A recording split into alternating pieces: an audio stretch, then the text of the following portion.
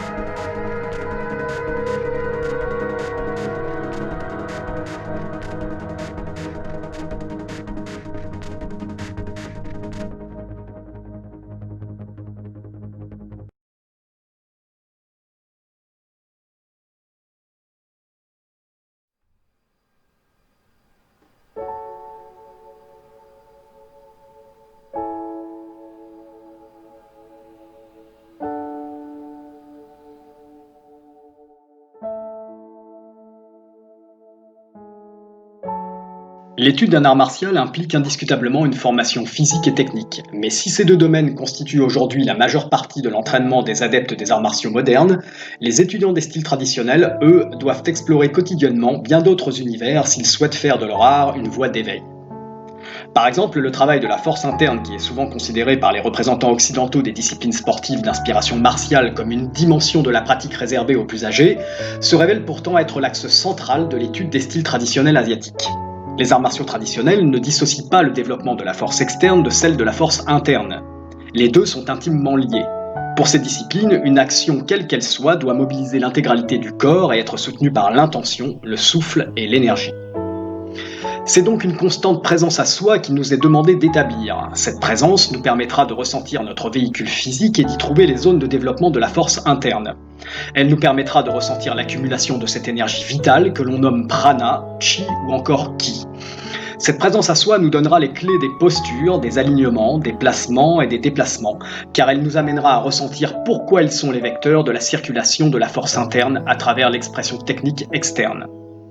Sans cette présence à soi, sans cette relation intime avec soi-même, sans cette dimension interne que l'on sépare à tort de ce que l'on ose encore appeler arts martiaux, les corps et les esprits se séparent, l'unité se perd au sein du mouvement, les déséquilibres et les faiblesses apparaissent dans les gestes et les comportements, la pratique devient chorégraphie au mimétisme stérile, l'art devient alors source de fatigue et de blessures avec le temps sans jamais révéler les clés de la santé, de la solidité, de la puissance ou encore des forces subtiles qui nous entourent. Cette vidéo rassemble les éléments d'un programme de développement ou d'entretien de la force, celui que je juge aujourd'hui pertinent de travailler quotidiennement pour maintenir mon corps et mon esprit en bonne santé.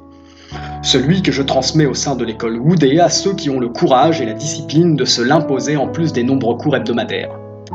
Ce programme peut être complété de n'importe quel autre exercice spécifique de Qigong.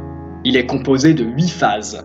Une phase de méditation afin de générer le chi dans le bas-ventre, une phase de yoga martial directement tirée des pratiques des moines bouddhistes coréens, une phase de renforcement, une phase d'endurcissement, une phase de travail de l'unité corporelle, une phase de travail du ventre, une phase d'automassage et enfin une phase d'étirement.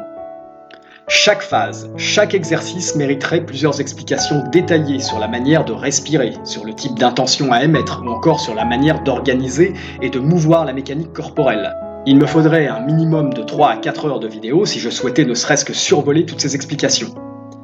J'invite donc bien entendu ceux qui souhaiteraient approfondir cette simple démonstration à usage de mémorandum pour mes élèves à se documenter sur le Qigong martial ou bien entendu à participer aux cours ou aux stages de l'école Wudé. Je remarque que vous êtes de plus en plus nombreux à suivre les vidéos que je réalise pour mes élèves. Je vous en remercie et profite de cette occasion pour vous informer que si vous souhaitez voir naître un système de formation en ligne sur un ou plusieurs sujets, n'hésitez pas à me le faire savoir par l'intermédiaire du site de l'école ou de sa page Facebook officielle.